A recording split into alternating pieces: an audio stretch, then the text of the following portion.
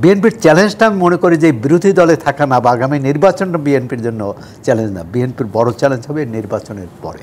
গণতন্ত্র মানে কিন্তু সীমার বাইরে যাওয়া না, সীমার মধ্যে থাকায় এই যে দীর্ঘ সংগ্রাম, আন্দোলন, আর ক্ষমতায় থাকা এবং ক্ষমতার বাইরে থাকা, এই পুরো বিষয়টি মূল্যায়ন করা বিএনপির নেতাকর্মীদের অবশ্য কর্তব্য বলে মনে করি।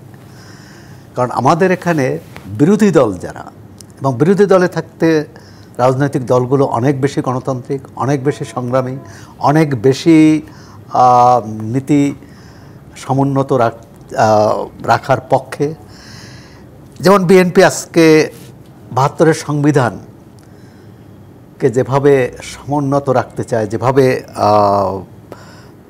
মানে এই সংবিধানকে ভিত্তি করতে চায় আগামী দিনের গণতান্ত্রিক রূপান্তরে,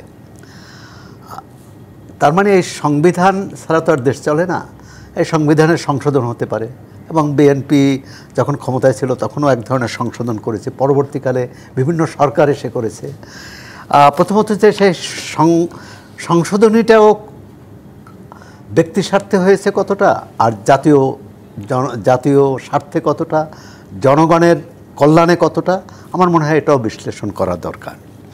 তা আমি বলবো যে বিএনপির এই ৪৭ বছরের মধ্যে ক্ষমতায় কিন্তু খুব বেশি সময় থাকেনি।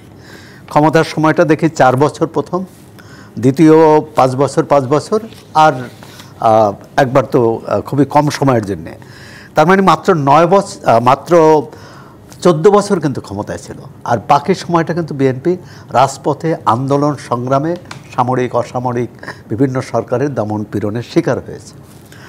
আর সুতরাং একটি দল নিজেকে সংগঠিত হওয়ার জন্যে যে কী বলে কষ্টি পাথর, সেটি কিন্তু বিএনপি অর্জন করেছে।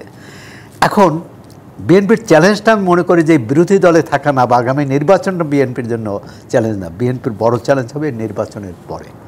বিএনপি যখন জনগণের ভোট নিয়ে নেতাকর্মীরা সামনে ফেব্রুয়ারি নির্বাচনকে যথেষ্ট বড় চ্যালেঞ্জ হিসেবে দেখছেন? যথেষ্ট বড় চ্যালেঞ্জ হিসেবেই দেখছেন? না, চ্যালেঞ্জ হচ্ছে নির্বাচনটা করা।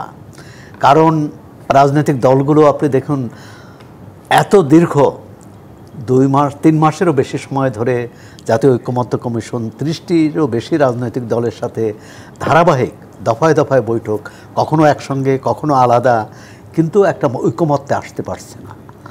এটি একটি বিএনপির জন্য বড় চ্যালেঞ্জ।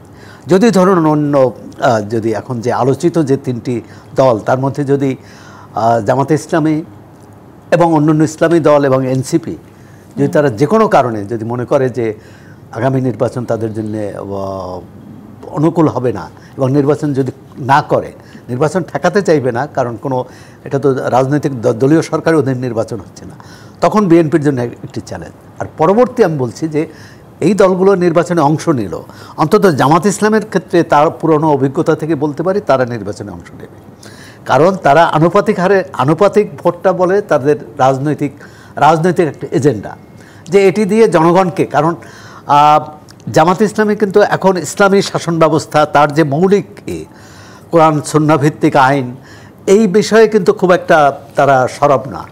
তারা এই গণতান্ত্রিক ব্যবস্থাটাই মেনে নিয়েই কিন্তু এখন রাজনীতি করছে, এবং সেটা সম্ভবত এটিএম শামসুল হুদার সময় যখন রাজনৈতিক দলগুলো নিবন্ধন হয়, জামাত ইসলামীকেও কিন্তু সেই নিবন্ধনের জন্যে দলের গঠনতন্ত্র কিছুটা পরিবর্তন করতে হয়েছিল, আমার যতটা মনে পড়ে। রিপন ভাই জানেন, হ্যাঁ, ইসলামী আন্দোলন, যে নামটাই তো বদলাতে না, ইসলামী আন্দোলনের নাম ছিল কিন্তু ইসলামী শাসনতন্ত্র আন্দোলন।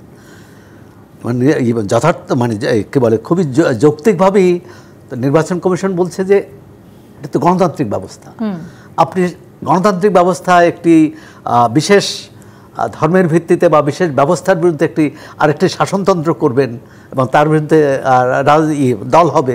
এখন কেউ যদি বলে আমি নাৎসি মতাদর্শ এখানে প্রতিষ্ঠা করতে চাই, এই জন্য একটি দল, সেটা তো হতে পারে না। গণতন্ত্র মানে কিন্তু সীমার বাইরে যাওয়া না, সীমার মধ্যে থাকাই। তা আমি মনে করি যে একটা বিএনপি যে বলছে যে এটা বড় চ্যালেঞ্জ, সেটাও কিন্তু এত মানুষ জীবন দিল, এত অভ্যুত্থান হলো, এবং এই অভ্যুত্থান তো শুধু 36 দিনের নয়, 16 বছরের, বা 16 বছরে যদি না ধরি, 14 পর যদি ধরি 10 বছরের সংগ্রাম,